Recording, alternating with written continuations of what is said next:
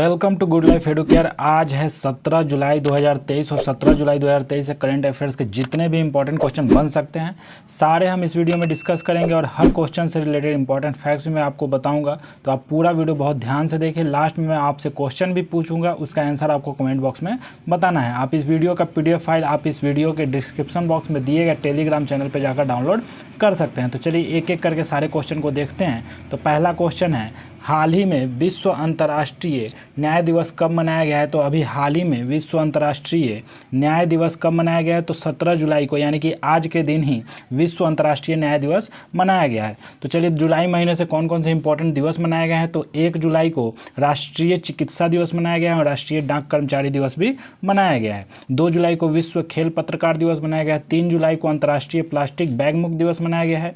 6 जुलाई को विश्व जूनोनिस दिवस मनाया गया है। 7 जुलाई को विश्व किस्वाहिली भाषा दिवस मनाया गया है। 10 जुलाई को राष्ट्रीय मत्स्य किसान दिवस मनाया गया है। 11 जुलाई को विश्व जनसंख्या दिवस मनाया गया है। 12 जुलाई को विश्व पेपर बैग दिवस मनाया गया है और 15 जुलाई को विश्व युवा कौशल दिवस मनाया गया है। अच्छा, आज 17 जुलाई को विश्व अंतर्राष्ट्रीय न्याय दिवस मनाया गया है। तो क्यों मनाया जाता है? तो न्याय स्थापित करने तथा पीड़ितों की अधिकार को बढ़ावा देने के लिए यह हर साल 17 जुलाई को ये विश्व अंतर्राष्ट्रीय न्याय दिवस मनाया जाता है। इसको आपको याद रखना है। चलिए नेक्स्ट क्वेश्चन की बात करें तो हाल ही में 4 रनवे वाला भारत का पहला हवाई अड्डा कौन सा बना है? तो ये हो जाएगा IGI, Indira Gandhi international airport Delhi में जो है वही बना है। तो इसको आपको याद रखना है कि Indira Gandhi international airport 4 runway वाला भारत का पहला हवाई अड्डा बन गया है। यानी कि नागरिक उड्डयन मंत्री ज्योति आदित्य नाथ सिंधिया ने ये 4 रनवे का उद्घाटन किया है। चौथे रनवे का, 4th रनवे का उद्घाटन किया है। तो इसको आपको याद। अच्छा, ये अब IGI Indira Gandhi international airport है, वो सालाना 109 मिलियन यात्रियों को सेवा प्रदान करेगा। तो इसको भी आपको याद रखना है कि अब सबसे ज़्यादा यहाँ पर यात्रियों का सेवा प्रदान करने वाला ये एयरपोर्ट बन गया है। तो ये बहुत ही इंपॉर्टेंट है। नेक्स्ट क्वेश्चन की बात करें तो नेक्स्ट क्वेश्चन है, हाल ही में भारत के लिए दूसरे सबसे ज़्यादा विकेट लेने वाले गेंदबाज कौन बन गए हैं? तो भारत के लिए दूसरे सबसे ज़्यादा विकेट लेने वाले गेंदबाज रविचंद्रन अश्विन बन गए। तो इसका आंसर बी हो जाएगा। अभी हाल ही में हुए वेस्टइंडीज़ के साथ मैच में ये रिकॉर्ड की उपलब्धि हासिल की है इन्होंने हरभजन सिंह को पीछे छोड़ते हुए यह उपलब्धि हासिल की है। तो पहले नंबर के कौन है? तो पहले नंबर पे अनिल कुंबले हैं, जो कि पहले नंबर के 401 अंतर्राष्ट्रीय मैचों में उन्होंने 953 विकेट लिया है और रविचंद्र अश्विन ने 271 अंतर्राष्ट्रीय मैचों में 709 विकेट अब तक ले चुके हैं। तो ये दूसरे नंबर के खिलाड़ी बन गए हैं सबसे ज़्यादा विकेट लेने के लिए भारत की तरफ से। अच्छा, क्रिकेट, तो क्रिकेट के इतिहास में पिता पुत्र को आउट करने वाले पहले भारतीय गेंदबाज कौन बने हैं? तो रविचंद्र अश्विन ही बने हैं। भारतीय क्रिकेट टीम के नए मुख्य जर्सी प्रायोजक के रूप में ड्रीम 11 को चुना गया है। एंड नीदरलैंड की टीम ने वनडे क्रिकेट इतिहास में सुपर ओवर में सबसे बड़ा टोटल बनाया है। तो ये भी आपको याद रखना है, ये भी इंपॉर्टेंट है। तो क्रिकेट से इतने सारे तथ्य अभी हाल ही के आपको याद रखने हैं। नेक्स्ट क्वेश्चन की बात करें तो नेक्स्ट क्वेश्चन है, हाल ही में स्किल इंडिया ने किस राज्य में नमदा कला को सफलतापूर्वक पुनर्जीवित किया है? तो नमदा कला को सफलतापूर्वक पुनर्जीवित किया है। तो प्रधानमंत्री कौशल विकास योजना के हिस्से के रूप में स्किल इंडिया की पायलट प्रोजेक्ट के थ्रू नमदा कला को जम्मू कश्मीर में फिर से पुनर्जीवित किया गया है। तो ये आपको याद रखना है कि कहाँ पे? तो जम्मू कश्मीर, बी आंसर हो जाएगा इसका, जम्मू कश्मीर। तो जम्मू कश्मीर से देख लेते हैं कि वहाँ के अभी लेफ्टिनेंट गवर्नर कौन है? तो मनोज सिन्हा वहाँ के लेफ्टिनेंट गवर्नर है। अच्छा, जम्मू कश्मीर में मोबाइल दोस्त ऐप शुरू किया गया है। जम्मू कश्मीर ने मानसिक संकट से जूझ रहे लोगों के लिए पहला चैटबॉट शुरू किया है। जम्मू कश्मीर सरकार ने प्रोफेसरों के लिए सेवानिवृत्ति की आयु बढ़ाकर 65 वर्ष कर दी है। जम्मू कश्मीर में विस्तस्ता महोत्सव मनाया गया अभी हाल ही में। तो जम्मू कश्मीर से इतने तथ्य आपको याद रखने हैं। चलिए नेक्स्ट क्वेश्चन की बात करें तो हाल ही में भारत सरकार ने किस देश की मदद से पर्वतीय सड़क बुनियादी ढांचे के लिए दिशा निर्देश विकसित किए हैं? तो भारत का सरकार ने जापान की मदद से पर्वतीय सड़क बुनियादी ढांचे के लिए दिशा निर्देश विकसित किए हैं। तो जापान का कैपिटल क्या है? टोक्यो। एंड वहाँ पर करेंसी क्या चलता है? तो येन। और अभी प्रेजेंट टाइम के प्रधानमंत्री कौन है? तो फूमियो किशिदा अभी प्रेजेंट टाइम के प्रधानमंत्री। अच्छा, जापान ने भूटान के छात्रों के लिए चिकित्सा छात्रवृत्ति की पेशकश की है। भारतीय नौसेना द्वारा द्विपक्षीय भारत जापान समुद्री अभ्यास जीमेक्स का 7वां संस्करण विशाखापट्टनम में आयोजित किया गया है। प्रधानमंत्री मोदी ने हिरोशिमा में महात्मा गांधी गांधी जी की प्रतिमा का अनावरण किया है। जापान ने भारत की डिजिटल भुगतान प्रणाली यूपीआई को अपनाने की इच्छा जताई है। जापान के स्वास्थ्य मंत्रालय ने देश की पहली गर्भपात गोली को मंजूरी दी है। तो इतने सारे तथ्य आपको जापान से याद रखने हैं। चलिए नेक्स्ट क्वेश्चन की बात करें तो नेक्स्ट क्वेश्चन है, हाल ही में केंद्र सरकार ने किस राज्य को प्रधानमंत्री आवास योजना PMAY ग्रामीण के तहत 1.44 लाख अतिरिक्त घर आवंटित किए हैं? तो अभी केंद्र सरकार ने किस राज्य को प्रधानमंत्री आवास योजना के तहत ग्रामीण के तहत 1.44 लाख अतिरिक्त घर आवंटित किए हैं? तो ये उत्तर प्रदेश है। क्या है इसका आंसर? बी हो जाएगा, उत्तर प्रदेश कोई आवंटित हुई है। तो उत्तर प्रदेश को देख लेते हैं कि उत्तर प्रदेश की कैपिटल क्या है। तो लखनऊ है। लखनऊ किस नदी के किनारे स्थित है? तो गोमती नदी के किनारे स्थित है। अच्छा, उत्तर प्रदेश की राजकीय पशु क्या है? तो बारहसिंगा राजकीय पशु है। राजकीय पक्षी क्या है? तो सारस राजकीय पक्षी है। राजकीय पुष्प क्या है? तो पलाश राजकीय पुष्प है। राजकीय वृक्ष क्या है? तो अशोक का वृक्ष राजकीय वृक्ष है। अच्छा, अभी प्रेजेंट टाइम के उत्तर प्रदेश के चीफ मिनिस्टर कौन है? तो योगी आदित्यनाथ अभी प्रेजेंट टाइम के चीफ मिनिस्टर एंड गवर्नर कौन है? तो आनंदीबेन पटेल अभी प्रेजेंट टाइम के उत्तर प्रदेश के गवर्नर है। अच्छा, भारत का पहला वैदिक थीम वाला पार्क नोएडा में खोला गया है। उत्तर प्रदेश सरकार ने 800 मेगावाट की 2 ताप विद्युत परियोजना को मंजूरी दी है। अच्छा, लखनऊ स्थित लिटरेसी हाउस का संग्रहालय के साथ पर्यटन स्थल बनेगा। और अभी हाल ही में योगी आदित्यनाथ ने अनाउंस किया है कि 4 मेडिकल कॉलेज अभी और खोले जाएंगे उत्तर प्रदेश में। ये भी आपको याद रखना है। चलिए नेक्स्ट क्वेश्चन की बात करें तो हाल ही में रविंद्र महाजन का निधन हुआ है, वो कौन थे? तो अभी हाल ही में रविंद्र महाजन का निधन हुआ है। तो वे एक अभिनेता थे, मराठी अभिनेता थे। इन्होंने 77 वर्ष की उम्र में इनका निधन हुआ है। तो इनको आपको याद रखना है कि ये अभिनेता थे रविंद्र महाजन, मराठी अभिनेता थे। तो इनका अभी 77 वर्ष की उम्र में निधन हुआ है।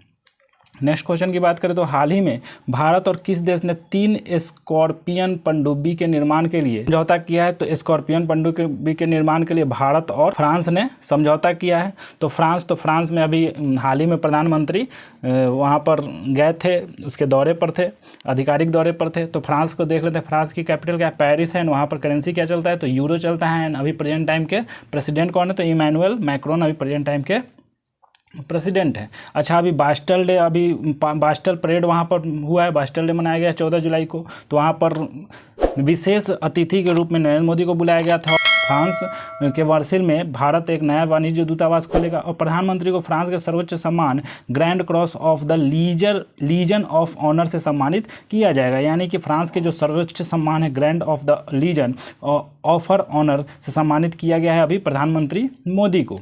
अभी हाल ही के 3 महत्वपूर्ण चीज़ें याद रखने हैं। टाटा सन्स के चेयरमैन एन चंद्रशेखरन को फ्रांस के सर्वोच्च सम्मान से सम्मानित किया गया है। तो इसको भी आपको याद रखना है। नेक्स्ट क्वेश्चन की बात करें तो हाल ही में सरकार ने कब तक 100 मिलियन टन कोयले को गैसीकृत करने का लक्ष्य रखा है? तो अभी हाल ही में 100 मिलियन टन कोयले को गैसीकृत करने का लक्ष्य सरकार ने 2030 तक रखा है। तो इसको आपको याद रखना है। इसका आंसर डी हो जाएगा। तो 2030 तक अभी सरकार ने 100 मिलियन टन कोयले की गैसीकृत करने का लक्ष्य रखा है। तो इसको भी आपको याद रखना है। नेक्स्ट क्वेश्चन की बात करें तो नेक्स्ट क्वेश्चन है, हाल ही में किस राज्य के औथूर पान के पत्तों को GI टैग मिला है? तो किस राज्य के? तो तमिलनाडु राज्य के औथूर पान के पत्तों को GI टैग मिला है। तो ये अपने विशिष्ट स्वाद के लिए फेमस है और थोड़ा सा ये तीखा होता है। और इसका उपयोग किस में होता है? तो गृह प्रवेश में, पूजा प्रधान में और मंदिरों में किया जाता है जनरली। अच्छा, तमिलनाडु का कैपिटल क्या है? चेन्नई है। वहाँ के प्रेजेंट टाइम के मुख्यमंत्री कौन है? तो MK स्टालिन प्रेजेंट टाइम के मुख्यमंत्री हैं। एंड गवर्नर कौन है? तो RN रवि गवर्नर है। अच्छा, भारत को अपना 36वां उड़ान प्रशिक्षण संगठन तमिलनाडु में मिला है।